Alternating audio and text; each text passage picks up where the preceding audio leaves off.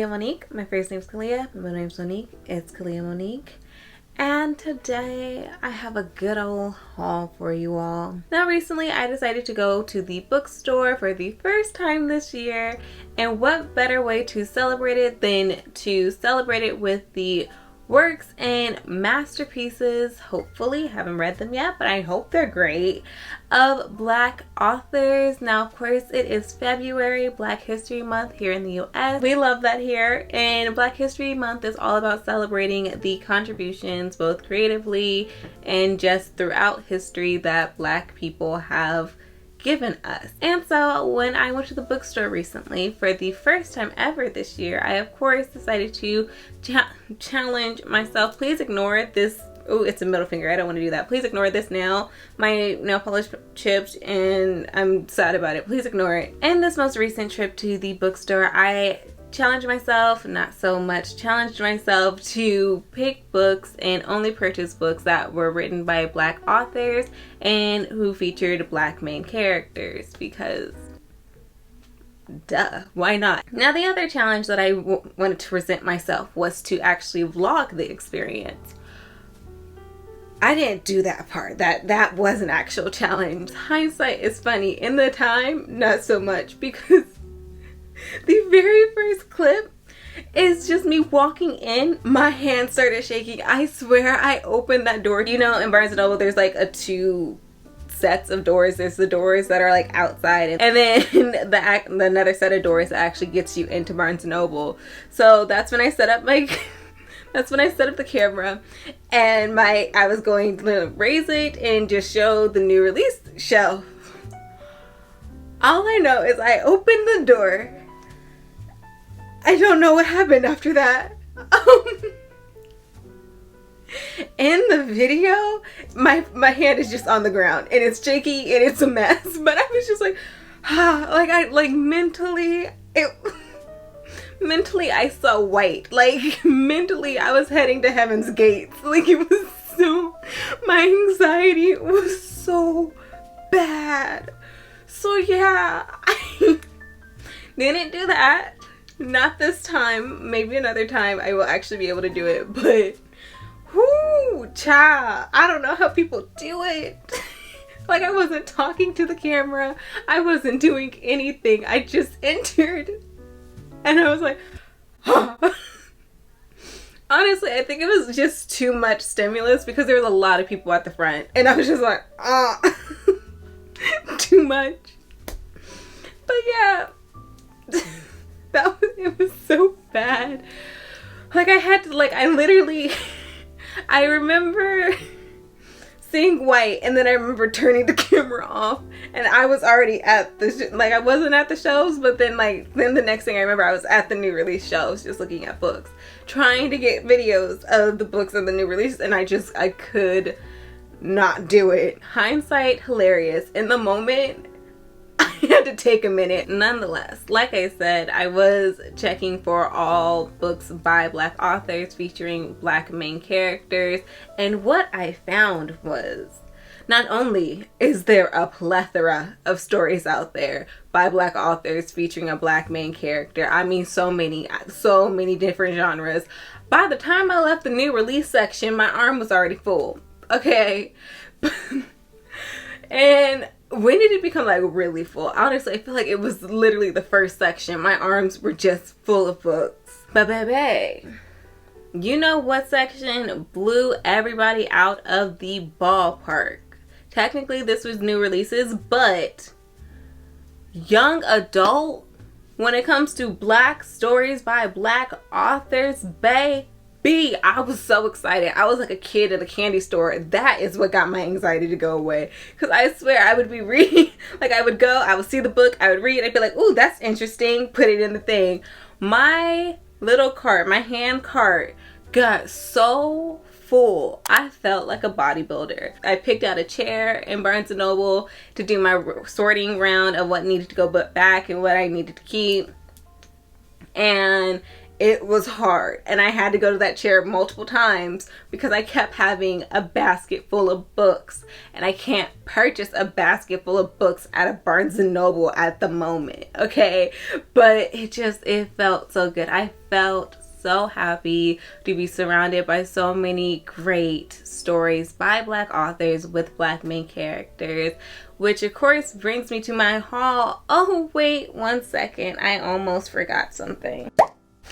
Alright, so while we're here, usually when I go to the bookstore, I decide, I have this weird thing where I'm like, okay, I'm gonna go to the bookstore. There are gonna be a few books on my mind that if I see them at the bookstore, they are my guaranteed buys. But if I don't see them, then that means that I'm supposed to wait to purchase them. I don't know why. I don't know why, but that's what works for me. This time I just could not leave it up to chance. So although I did not find one particular book at Barnes & Noble's, I absolutely wanted to purchase it right away as soon as I possibly could. So I did purchase it online.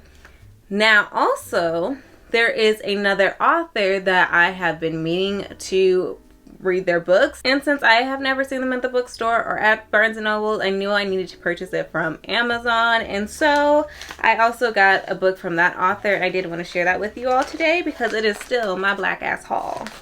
Oh my god, can I title this that? YouTube's not gonna like that, right? Why can't my black ass say my black ass haul? So like I said, I got 2 books from Amazon. And the first one that I absolutely needed to purchase, and my Barnes & Noble did not have a copy, is How the One-Armed Sister Sweeps Her House by Sherry Jones. If y'all have seen my 23 books of 2023, if you haven't, you should. But if you have seen it, then you know that How the One-Armed Sister Sweeps Her House is on that list. And I do want to read it super soon, and so I purchased it. Next up, I got A Worthy Love by A.E. Valdez. This is, I don't know. I just have heard a lot of things about A.E. Valdez. I hear that they write about like black love, maybe, I don't know. There's one person on Instagram, I believe they're called Sometimes She Reads. If not, I have their Instagram posted here. They've read a ton of A.E. Valdez, and seeing how much that they've read from this author, I need to know, like, what? I want to know. Also, I heard that this book made them cry. I want to know. Also, look at this on the cover. I know nothing about this book. How the One-Armed Sister Sweeps Her House. This one, I just know is supposed to make me really angry because of racism, misogyny, and all the things that would piss me off. Apparently, they're all in here. Okay, so this one is about Marissa Banks, who finds out that the man that she has been dating for some months is actually married in a very public and embarrassing way. She propositions Asher to have a one-night stand with her, and it was a night to remember, baby. And, you know, things happen after that. That's all I need to know, okay? So next up, we have the 6, yes, count them, 6 books that I purchased from Barnes & Noble. I thought that I purchased 5.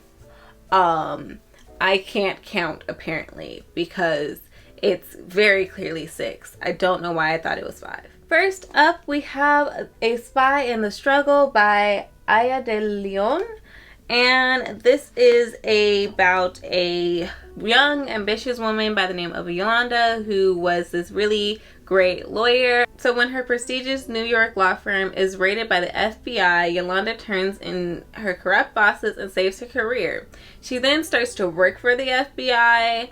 I don't know if she does this because they're like, listen, you're gonna go down with them, or if she just starts working for the FBI. Like, I don't know if this is an act so that she don't have to go to prison, or if she's just like, hey, why not? Apparently I'm good at this stuff. So she then goes undercover as an activist for Red, Black, and Green, which is an extremist Black-led activist group. And, you know, while she's undercover, she catches feelings for the leader, the top guy, and she has a very hard time figuring out if she's on the right side, what it means to be on the right side, and if it really is worth doing her job. you know, like I'm undercover and I'm going against my people type of thing.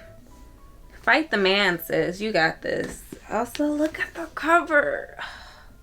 This is going to be a theme for like all the books because they have such pretty or cute covers. So this is one that I've had my eyes on for a long while, but it always gets cut from the list for some reason.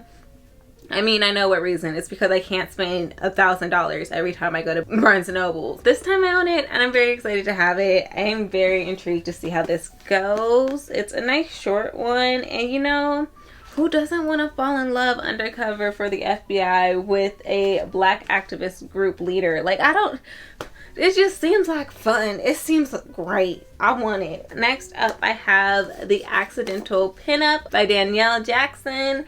This is about a plus size photographer whose model for this really big advertisement or really big project of her ends up not being able to fulfill the project role, and so she finds herself being the model and no longer the photographer. But that being said, as she is the model, someone else has to fill the roles of photographer, and unfortunately for her, it just happens to be her enemy, her nemesis, this man she cannot stand for the time being. Now, we all know how the story goes. While they might not like you now, they will by the end of the book. It's called Hate to Love, baby, and I'm ready to get there. Okay, despise to love, whatever you want to call it, it's here. Isn't it cute? Look at the cute cover. It's so cute. Next up, a book that absolutely would have been on my most anticipated releases of 2023 if I knew it was being released prior to like 2 weeks before it came out. But nonetheless, I know it was released, and I specifically went to the bookstore with this book in mind. I was not leaving without it, and that is The Davenports by Crystal Marquise. Look at this cover. Look at the cover. This is, the sticker gonna go away at some point, but this apparently is the YA Book Club exclusive edition. Oh, what does that mean? Is there an extra chapter? We have The Davenports, which is basically following this wealthy family in what time? 1910. Damn. It's a wealthy black family in 1910. They are one of the few wealthy black families, of course, duh. Maybe the only, I don't remember if that's what it said, but rich black folks in 1910? Damn. But they are, and because of this, of course, the gossip mill is gossiping, it's rumoring, it's doing what it do. It's trying to get in the way of black excellence, but it will not thrive, I hope. And there's a little romance. It's kind of like Bridgerton, except Bridgerton takes place like forever ago, right? Like, I felt like that was the 18 somethings. I didn't think it was 1900s, but it could have been based on what they look like on this cover. But it's just about the wealthy elites living their wealthy elite life, and oh yeah, they're black and excellent and beautiful. I mean, look at the cover. When am I gonna stop saying that? Oh, that's right, never.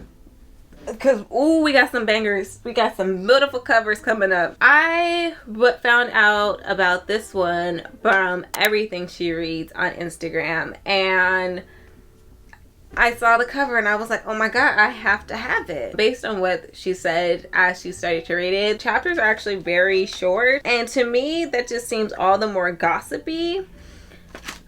I am ready to know what black 1910 gossip girl without somebody, well shoot, I think they are trying to ruin their lives. I mean, they're rich black folks in 1910. That is just screaming racism. Oh my god, it's a series. Alright, so it says here, the first book in a breathless new series, The Davenports offers a glimpse into a period of African American history often overlooked, while delivering a totally escapist, swoon-worthy read, inspired by the real-life story, oh my god, of C.R. Patterson and his family.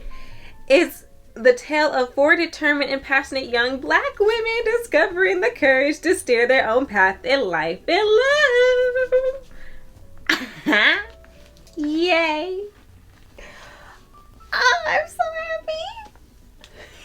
It makes me so happy. Next up, I have The Black Queen by Jamata Emil. Emil? I think it's a softer E. So Jamata Emil. This one is about the first black homecoming queen at Leavitt High School who is murdered.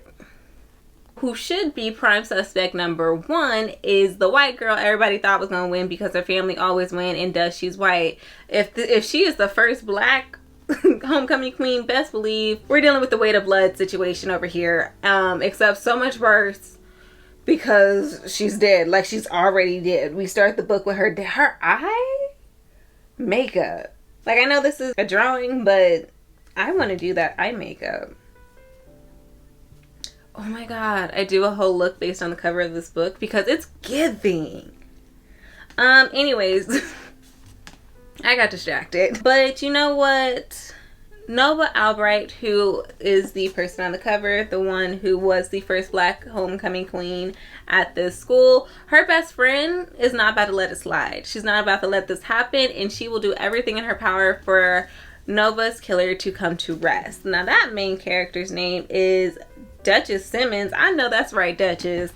I just really like that name. It's giving police cover-up. It's giving racism. Honestly, it's giving Weight of Blood meets Monday's Not Coming. I'm down. Also, what really made me be like, I literally cannot leave the store without this, is reading the author's blurb at the end. It says that Jamata Emil is a journalist who has covered crime and local politics in Mississippi and parts of Louisiana. Saying that he has covered crimes and local politics in Mississippi as a career, I'm ready. I'm ready. Like, this is his specialty. I need to know what he says. Jamata, I'm ready. Next up, we have The Promised Boys by Nick Brooks. Now, this one, I'm gonna just read a little bit of it and then explain why I purchased this book, because maybe you guys will see it when I state what I state, or maybe you won't, but don't worry, I'm gonna say anyways. Murder wasn't part of the promise. The Urban Promise Prep School vows to turn boys into men, as students JB, Ramon, and Trey are forced to follow the prestigious program's strict rules. But when Moore ends up murdered, Moore being like the headmaster, I think, the principal, yeah. When Moore ends up murdered and the cops come sniffling around, the trio emerges as the case's prime suspects. With all three maintaining their innocence, they must band together to track down the real killer before they are arrested. But is the true culprit hiding among them? I actually didn't read that last sentence before, and that might actually have made it hard for y'all to figure out what book I'm talking about. This reminds me of. But I'll help you out a little bit more. What's my favorite book of all time? Okay, yes, this reminds me of Ace of Spades. I don't know why it reminds me of Ace of Spades, but it does. I think it's the prestigious school. I think it's the black boys. I think it's the black boys being incriminated for something that they claim they did not do and probably did not. Like I said, I did not read the part that said that the murderer might be among them. But even if it is, that's still two innocent black boys having to defend themselves. So I'm here for it. I'm excited to get to it. Oh, on the back it says, "We are the young men of Urban Promise Prep. We are extraordinary because we work hard. We are our brother's keepers. We are responsible for our futures. We are the future, we promise." I'm seeing respectability politics. I'm seeing the wrongful incrimination of black boys. I'm seeing racism. Duh. I'm seeing so much and I'm ready. It said perfection, excellence, discipline, murder. I love this. I really do. Like, I don't know what it is about me and YA thrillers in particular, but they be calling to me. They just be calling to me. So next up, last but not least, we have Someday Maybe by Oni Nwabunele. I think is how you pronounce this author's name. Please correct me if I'm wrong. As I was saying, we have Someday Maybe, and this one is all about grief, okay? Let me tell you, babe. All right, okay. Here are 3 things you should know about my husband. 1. He was the great love of my life despite his penchant for going incommunicado. 2. He was, as far as I and everyone else could tell, perfectly happy. Which is significant because 3. On New Year's Eve, he killed himself. And here's one thing you should know about me. I found him. Bonus fact, no, I am not okay. I'ma cry. Right? I'ma cry. She said, bonus fact, no, I am not okay. I think I said this already, but this one is very clearly about grief and grieving a loved one, grieving someone you loved, your first love, your great love, your everything, because of him unaliving himself. That sounds painful. Oh my goodness. Very intrigued to read this story. It's a debut novel? Stop it. Go off then. I've seen this book before. I don't know if it was a book of the month pick or what, but I've seen this book before. And so I know this isn't like brand new, but it's new to me. 2022, so it came out last year. I'm ready. Okay, so there we are. We have my most recent haul of books.